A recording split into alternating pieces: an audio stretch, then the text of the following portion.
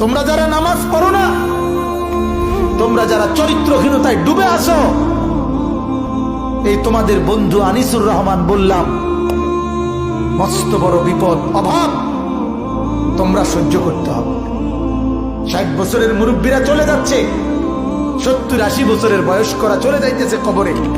আগামীর সমাজ তোমাদের হাতে, আগামীর বাংলাদেশ তোমাদের হাতে, আগামীর পরিবেশ তোমাদের হাতে।